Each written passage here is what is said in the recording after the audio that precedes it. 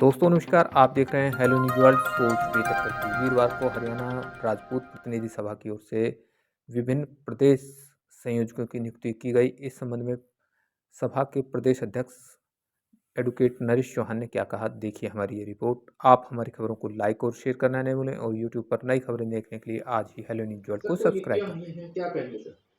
आज हमने हमारे हरियाणा राजपूत प्रतिनिधि सभा के जो मुख्य संरक्षक हैं Kanwar RP Singh, retired IAS, उनकी सलाह से विभिन्न प्रकोष्ठों के संयोजक नियुक्त किए हैं। जैसे कृषि प्रकोष्ठ के संयोजक पद्मश्री कंवल सिंह चौहान अटेरना सोनीपत जिले के हैं, उनको बनाया है। और इतिहास एवं संस्कृति प्रकोष्ठ के एक हमारे विद्वान हैं बलबीर सिंह चौहान, लेखक हैं, शोधकर्ता हैं, घरोंडा करनाल निवासी हैं। इसी प्रकार बुद्धिजीवी प्रकोष्ठ के संयोजक डॉक्टर वीरेंद्र सिंह चौहान गोंदर करनाल जिले के रहने वाले हैं, उनको बनाया है।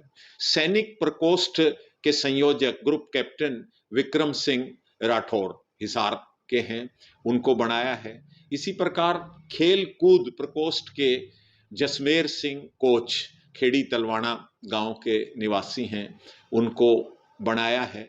इसी प्रकार स्थानीय निकाय प्रकोष्ठ के मतलब भिवानी के चेयरमैन प्रतिनिधि हैं, पूर्व चेयरमैन रहे हुए नगर परिषद के भवानी प्रताप सिंह, उनको बनाया है। इसी प्रकार पंचायती राज प्रकोष्ठ में सबसे कम उम्र की और अभी ग्रेजुएशन भी पढ़ रही है बच्ची कुमारी अंजू तंवर, खुडाना गांव की, महेंद्रगढ़ जिले में सरपंच है, उनको बनाया है।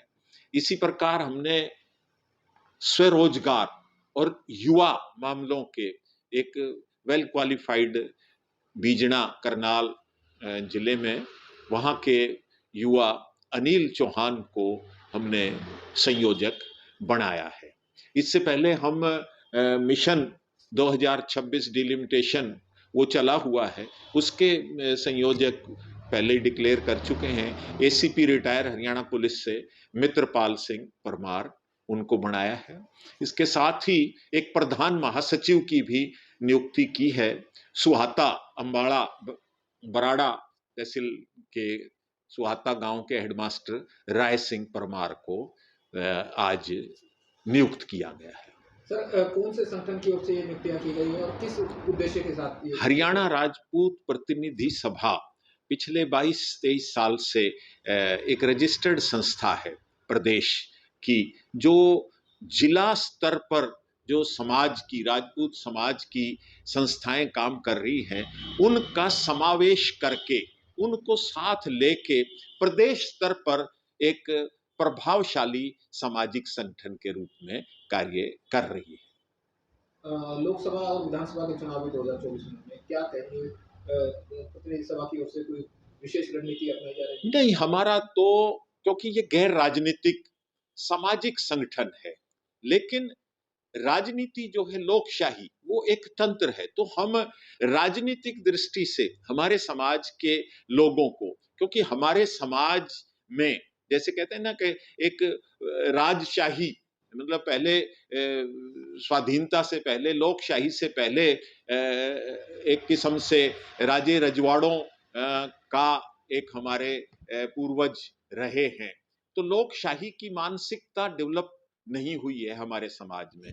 तो हम लोकशाही की मानसिकता डेवलप हो, वो पनपे और हम अपने मताधिकार का प्रयोग करें, अपना मत बनाएं, सही आदमी को वोट दें। इस तरह की बातें हम लेके चल रहे हैं। जो मिशन 2026 परिसीमन, एक वो हमने अभियान चलाया हुआ है कि रिजर्व जो सीटें होती हैं लोकसभा और विधानसभा में, वो कहीं ना कहीं जो राजनीतिक सत्ताधारी लोग होते हैं, जब परिसीमन होता है, डिलिमिटेशन होता है, तो वो अपनी सीटों को जनरल रखवाते हैं और जो 75 साल से लगातार रिजर्व सीटें चली आ रही हैं, उन सीटों को अपने प्रभाव से रिजर्व ही रखवाते हैं। वो कैसे रखवाते हैं? क्योंकि कॉन्स्टिट्यूशन में जो 330 आर्टिकल और 332 में विधानसभा और पार्लियामेंट की सीटों का रिजर्वेशन का है,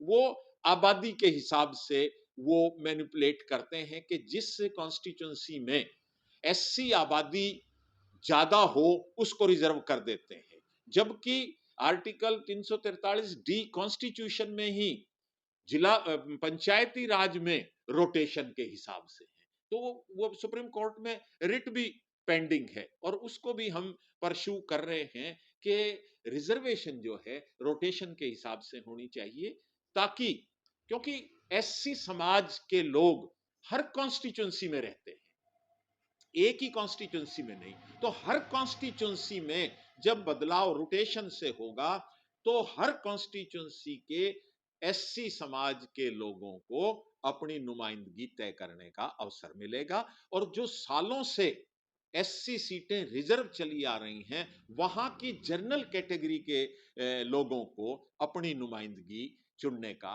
मौका मिलेगा।